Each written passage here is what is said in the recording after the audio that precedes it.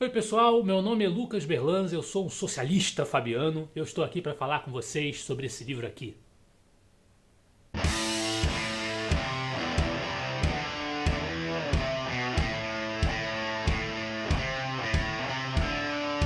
Pois é pessoal, quem me conhece sabe que essa introdução foi uma brincadeira e vocês devem estar estranhando o rosto diferente aqui no canal Quarto Poder. É que o meu amigo Matheus Sampaio, que toca brilhantemente esse canal com esses vídeos tão dinâmicos que ele se acostumou a fazer, cedeu aqui gentilmente seu espaço para fazer uma divulgação no meu livro, o Guia Bibliográfico da Nova Direita, 39 livros para compreender o fenômeno brasileiro. Vocês já devem ter ouvido falar talvez do livro no meio da confusão em que ele acabou metido, por conta da fotografia do Alexandre Borges com o prefeito de São Paulo, João Dória, que foi divulgada pelo Eduardo Bolsonaro, deputado do PSC, juntamente a uma imagem na capa do meu livro. Uma coisa não tem nada a ver com a outra, eu já esclareci isso, estou esclarecendo agora para o público do Quarto Poder, nesse que é o segundo vídeo do quadro Biblioteca Quarto Poder. Então a ideia é eu falar um pouquinho para vocês do que trata o meu livro. Na verdade não tem nada a ver com o Bolsonaro, com o João Dória, não há nenhuma intenção de fazer uma divisão dentro da direita por conta do meu livro, propor a fundação de uma nova escola, nada disso não tenho e não teria jamais essa ousadia ou essa pretensão. O livro na verdade condensa uma série de ensaios sobre outros livros, no caso 39, para tentar passar um pequeno retrato de ideias, um pequeno panorama doutrinário, por assim dizer, de quais são as ideias que circulam no meio desse novo movimento, dessa nova onda, fenômeno, como eu prefiro chamar, de redespertar de pensamentos liberais e conservadores que andavam fora do circuito, andavam no ostracismo e que a imprensa e certos setores da intelectualidade começaram a chamar de nova direita de maneira genérica.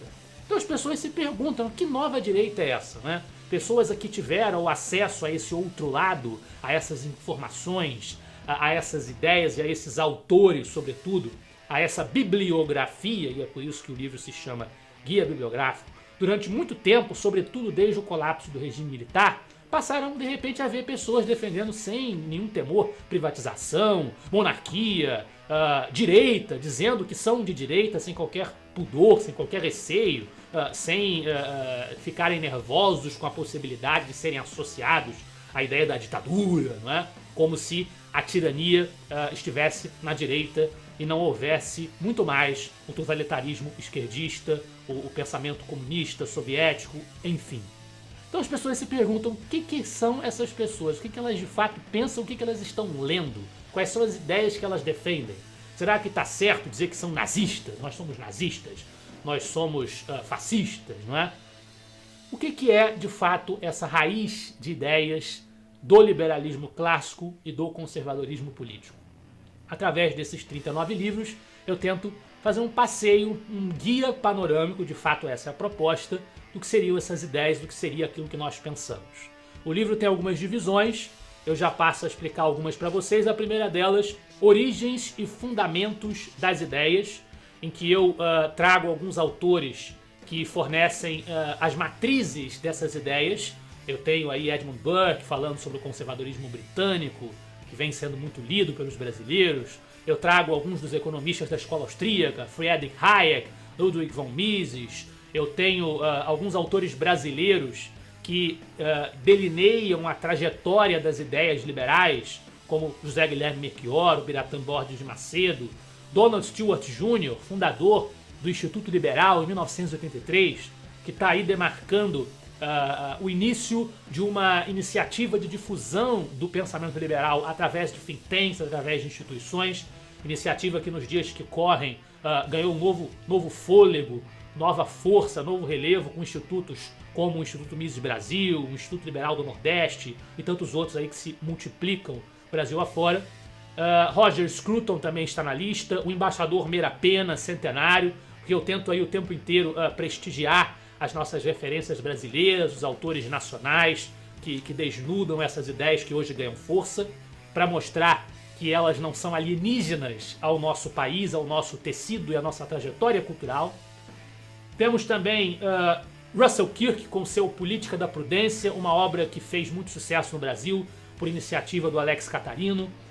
Democracia e Liderança, do Irving Babbitt, que é um livro que não é tão popular assim, mas que traz temas muito relevantes nesse casamento entre a ordem e a liberdade, feito por um pensamento liberal conservador, por assim dizer. Babbitt tem nesse livro Democracia e Liderança um conceito maravilhoso que ele trabalha como quase nenhum outro autor que eu conheça tenha trabalhado, que é o conceito da imaginação moral. Ele coloca a imaginação como governante dos rumos do homem, dos rumos da sociedade, muito mais do que a pura razão ou a pura emoção.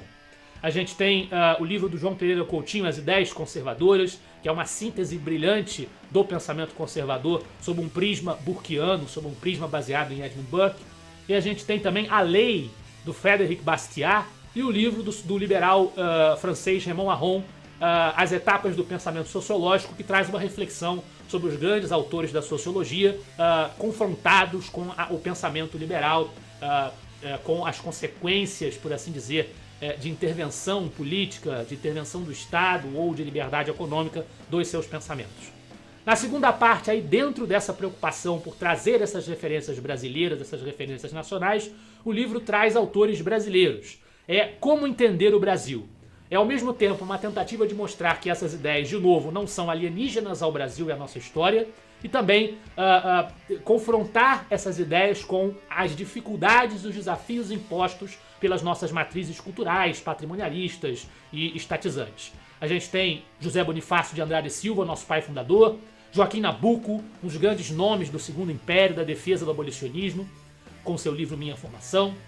A gente tem também O Poder das Ideias, de Carlos Lacerda, que foi um grande líder popular do pensamento de direita no Brasil, que o Matheus Sampaio também admira bastante. Também já tem um vídeo aqui no canal dele muito bom, com um pouco da biografia do Lacerda.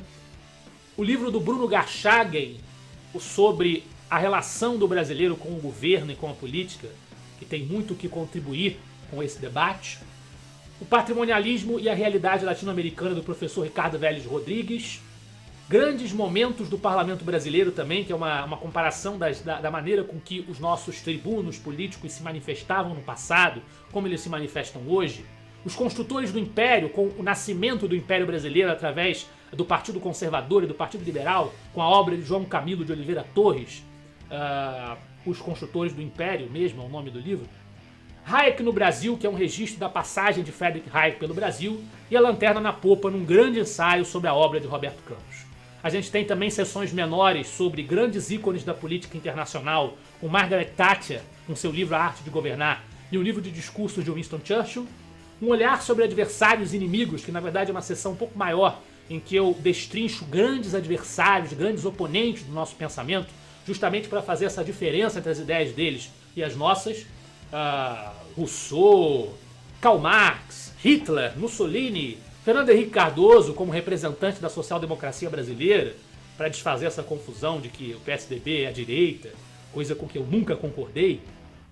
Depois temos uma sessão com grandes temas e controvérsias que aborda 3 livros, abordando 3 assuntos com que a direita comumente é desafiada, é questionada.